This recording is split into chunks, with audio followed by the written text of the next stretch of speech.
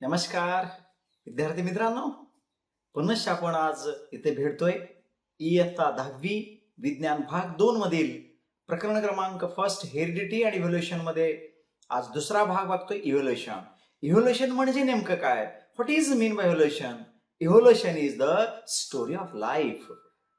आपल्या उत्क्रांती म्हणजे स्टोरी आहे. त्यामध्ये काय घडतं? That started at 13.8 billion years अगो. 13.8 बिलियन वर्षापूर्वी एक बॉल होता, एनर्जीचा बॉल, आणि त्यापासून कशाची निर्मिती झालेली आहे? युनिव्हर्सची निर्मिती झालेली आहे. आणि तो एक्सप्लोड होत गेला आणि त्याच थेअरीला आपण काय म्हणतो? बिग बँग थेअरी असं म्हणतोय. तर तेव्हा युनिव्हर्स सुरुवात झाली आणि त्यामध्ये काय झालं? 13.8 बिलियन इयर्स अगो युनिव्हर्स सुरुवात झालं. त्या युनिव्हर्समध्ये गॅलेक्सीज निर्माण झाले. तर आपण पाहतो इथं गॅलेक्सीज आता इथे दिसत आहे तुम्हाला. तर असे विविध गॅलेक्सीज होते. त्यापैकी आपला एक गॅलेक्सी होता. आपला एक गॅलेक्सी आहे, त्याचं नाव आहे मिल्की वे. पाहताय तुम्ही इथे मिल्की वे दिसतोय आणि त्या मिल्की वे मध्येच असे छोटे छोटे छोटे छोटे स्टार्स तुम्हाला दिसत आहेत. तर त्या स्टार्स पैकी आपला एक स्टार असणार आहे, एक छोटासा स्टार असणार आहे आणि त्या स्टारलाच आपण म्हणतोय सन म्हणतोय. पहा, त्या स्टारलाच आपण सन म्हणतोय आणि त्या सन भोवती around that sun revolving the solar system, त्याच्या भोवतीच सोलार सिस्टीम तुम्हाला इथे फिरताना दिसत आहेत. 8 प्लॅनेट सुद्धा ते त्यामध्ये दिसत आहेत. And out of them third number planet जो आहे तो ब्ल्यू कलरचा थर्ड प्लॅनेट जो आहे तो आपला आहे अर्थ.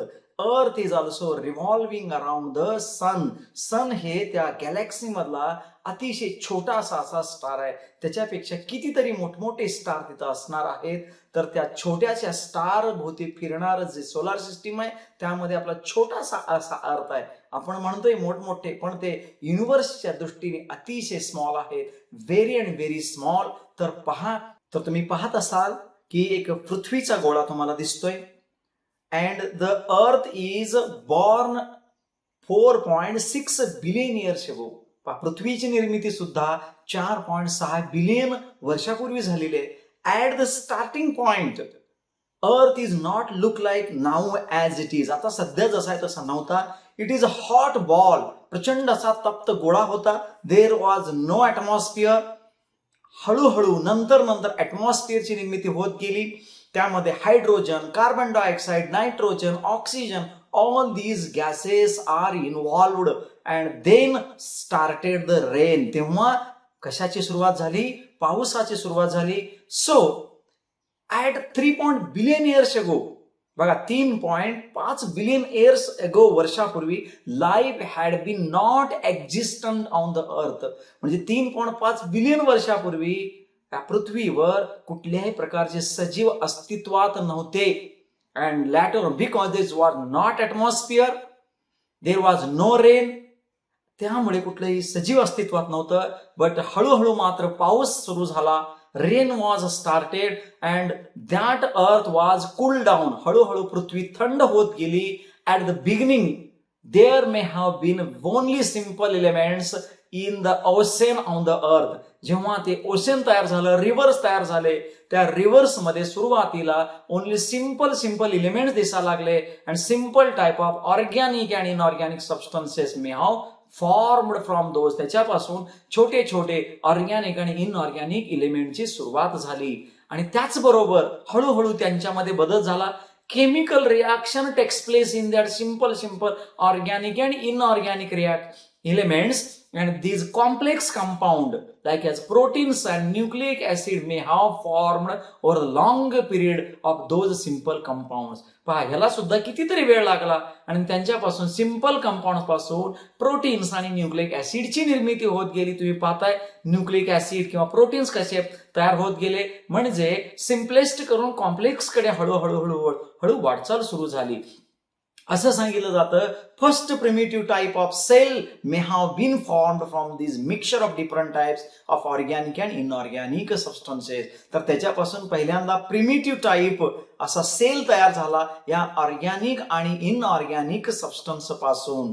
आणि हे जे चाललं अतिशय स्लो होतं, म्हणून तरी इव्हॅल्युएशन कशाला म्हणायचं?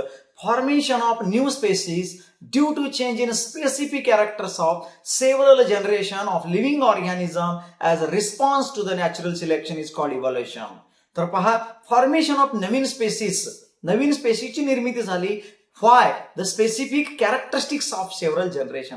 अनेक पिढ्यांपासून, अनेक जनरेशन पासून त्यामध्ये काही बदल होत गेले and due to natural selection. आणि हे जे सगळं घडतं ते नॅचरली सिलेक्शन घडतं, निसर्गामुळं घडतं.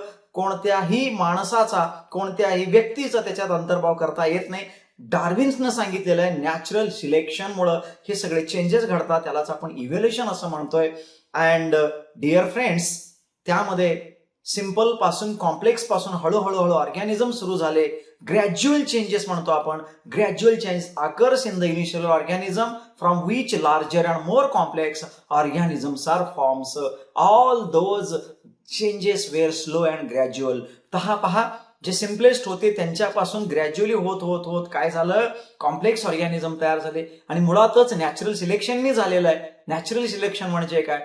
द ऑर्गॅनिक आणि इनऑर्गॅनिक जे सबस्टन्स होते which are suitable for environment, they grow and multiply.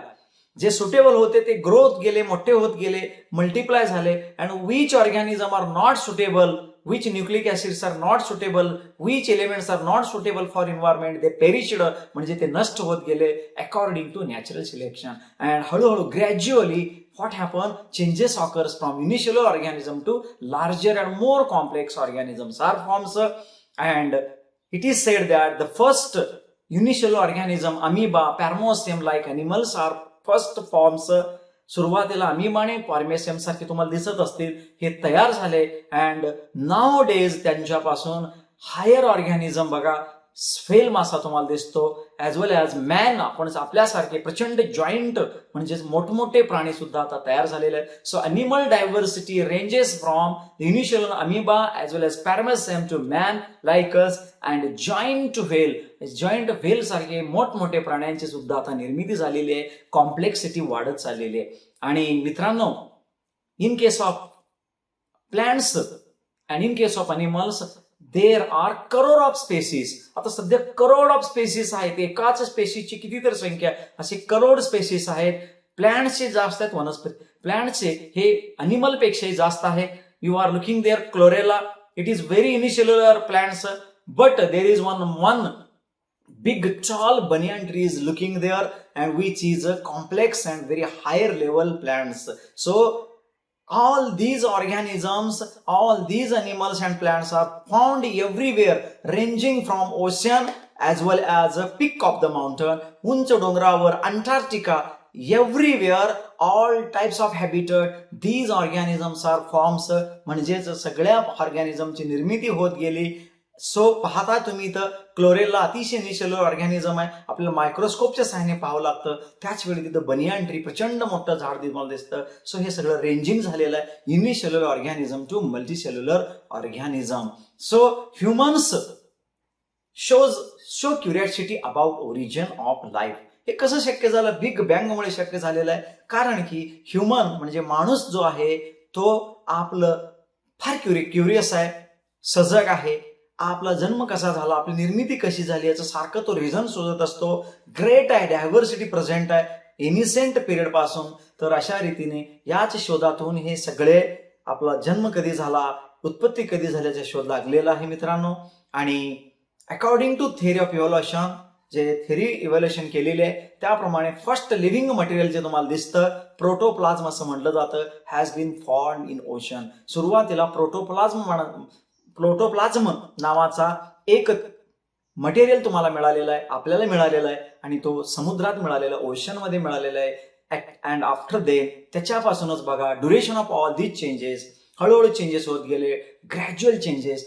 It takes place 300 crore years. बघा विचार करा मित्रांनो, 300 करोड वर्ष लागलेले आहेत हे सगळे घडण्यासाठी. From unicellular to multicellular. त्यामध्ये सुरुवातीला इनव्हर्टेब्रेटा, नॉन कॉर्डेट म्हणतो आपण, which does not contains notochord, ज्यांच्यावर नोटोकॉर्ड नाहीये असे पहिल्यांदा पाठीचा कणे नसलेले असमप्रज्जू प्राणी, त्यालाच आपण नॉन कॉर्डेट्स असे अॅनिमल्स तयार झाले. पहिल्यांदा ओशनमध्ये फिश सारखे अॅनिमल्स तयार झाले. अँड हळूहळू 300 करोड शेअर्स नंतर now days we are looking multi dimensional. बघा, duration of all these changes is at most 300 crore years. Changes and development in living organism had been all round and multi-dimensional, and this led to evolution of different types of organism. तुम्ही पाहत असाल तिथं multi dimensional असे lion, tiger, human, वेल, elephant असे कितीतरी प्राणी, multi cellular प्राणी तयार झालेले आहेत. म्हणूनच इव्हॅल्युएशनची डेफिनेशन अजून आपल्याला करता येते. Progressive development of lands and animals from the ancestor, पूर्वजापासून, having different structural and functional organisation. म्हणजे स्ट्रक्चर आणि आपलं जे फंक्शनल आहे त्यांच्यामध्ये अँसेस्टरमध्ये बदल होत होत गेले. कसे प्रोग्रेसिव्ह डेव्हलपमेंट होत गेले आणि इव्हॅल्युएशन चालूच आहे. And this evaluation continuously occurs. फ्युचरमध्ये सुद्धा इव्हॅल्युएशन होणारच आहे. इव्हॅल्युएशन थांबणारी प्रक्रिया नाही. ज्या दिवशी इव्हॅल्युएशन थांबेल त्या दिवशी सगळं जीवसृष्टी परत नष्ट होण्यास सुरुवात होणार आहे. So evaluation is continued, progressive, sequential but gradual. पहा, सिक्वेन्शियल आहे, क्रमानं घडणार आहे, ग्रॅज्युअल आहे, स्लो आहे, बट कंटिन्युअस आहे. तो कंटिन्युअस आहे, नॉनस्टॉप घडणारी क्रिया आहे. सो इव्हॅल्युएशन आहे म्हणून बदल होताना तुम्हाला दिसत आहेत. अलीकडचे इव्हॅल्युएशन व्हेरी फास्ट आहे. सो डेफिनेशन ऑफ इव्हॅल्युएशन आपण परत लास्ट पाहतोय. Progressive development of plants and animals from the ancestor having different structure and functional organization is called evaluation. So dear friends, आपण इथं थांबतोय आणि खरंच तुम्हाला हा व्हिडिओ आवडला तर सगळे नीट पहा आणि आपल्या मित्रांना पाठवा आणि कृपया बेल आयकॉनला क्लिक करा आणि मॅक्झिमम लोकांपर्यंत पोहोचवा, मॅक्झिमम विद्यार्थ्यांपर्यंत पोहोचवा. सबस्क्राईब करा. थँक्यू.